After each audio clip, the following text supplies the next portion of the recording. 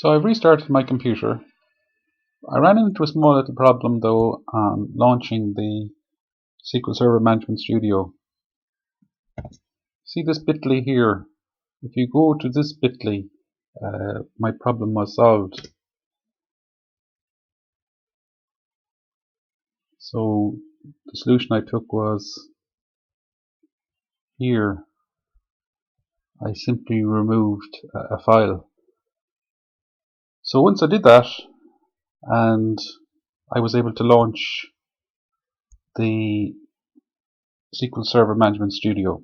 So I have it on the taskbar here now, the program, so I click on here to launch it.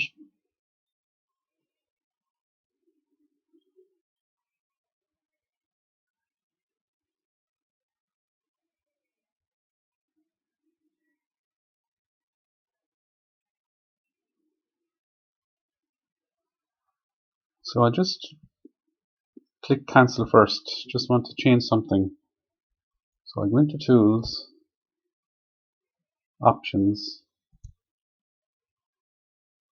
and the environment here, startup. So at startup,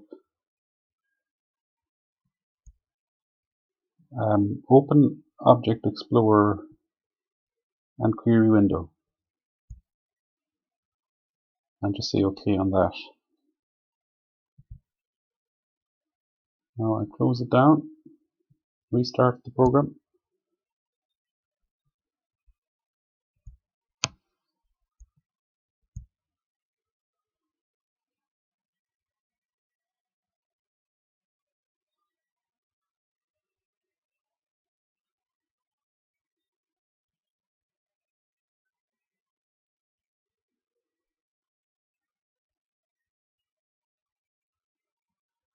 So now I just connect now, Martin 7 Windows Authentication.